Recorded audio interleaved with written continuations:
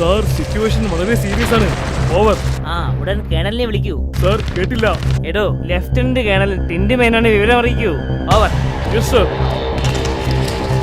ബ്രേക്ക്ഫാസ്റ്റിന് എന്താ ഉള്ളത്? സാർ യുദ്ധം നടക്കുമ്പോ നമ്മള് പട്ടാളക്കാർക്ക് ബ്രേക്ക്ഫാസ്റ്റിനേക്കാൾ ഇമ്പോർട്ടന്റ് രാജ്യത്തിന്റെ തേങ്ങ.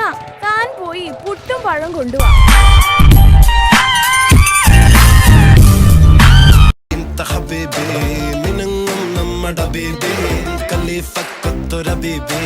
ഏട്ടാ, ചുമക്കുള്ള ഒരു മരുന്ന് വേണം. ടോണിക്കാണോ? ഏയ്, ടോണിക്കൊന്നും അല്ല, എന്റെ വല്യമ്മച്ചിക്കാ. ഗാന്ധിജിയുടെ കഠിന പ്രയത്നം കൊണ്ട് ഓഗസ്റ്റ് 15-ന് നമുക്ക് എന്ത് കിട്ടി? മുട്ടായി.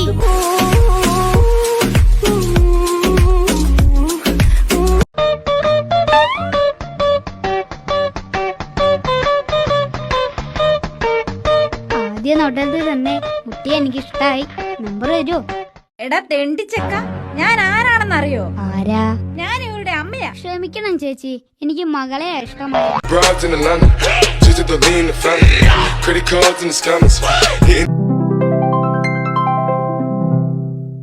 അയ്യോ, വന്നത് വെറുതെ ആയോ? ഗ്രേസി ഇല്ല എന്ന് എഴുതി വെച്ചിരിക്കുന്നല്ലോ.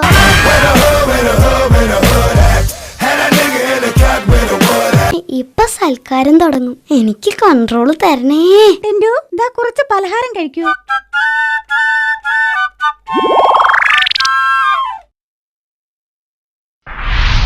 വലിയ സൽക്കാരപ്രിയയാണ്. കുറെ പലഹാരങ്ങളൊക്കെ വിളമ്പി വെക്കും. വാരി വലിച്ചു തിന്നരുത്. ഒരു കഷ്ണം ബിസ്ക്കറ്റ് മാത്രം കഴിക്കുക, കേട്ടോ?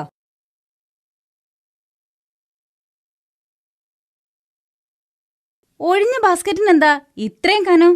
നീ ഇതിലെ മുഴുവൻ പാവയ്ക്കും കൊടുത്തില്ലേ?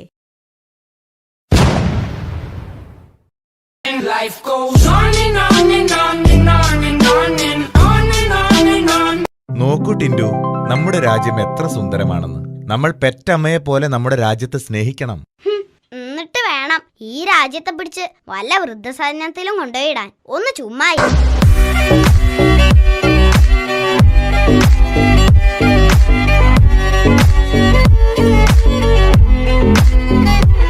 എടാ, എനിക്ക് രാജ്യസ്നേഹമില്ലെന്നാണോ നീ പറയുന്നത്? എങ്കിൽ നീ നോക്കിക്കോ, ഇന്നു മുതൽ ഞാൻ ഒരു തരത്തിലുള്ള വിദേശ വസ്തുക്കളും ഉപയോഗിക്കില്ല. നീ എന്തു ചെയ്യും?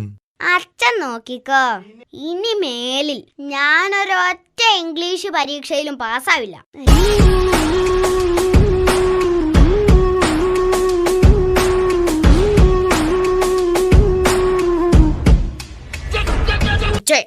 ഇവൻ എന്റെ കസിന്റെ വീട്ടിലായിരുന്നു. അച്ഛനിപ്പോ ഇങ്ങോട്ട് കൊണ്ടുവന്നു. എനിക്കാണെങ്കിൽ ഈ സാധനത്തിനെ കണ്ടുകൂടാ. ഒരു പട്ടിക്ക് മറ്റേ പട്ടിയെ പിടിക്കില്ലെന്നാ.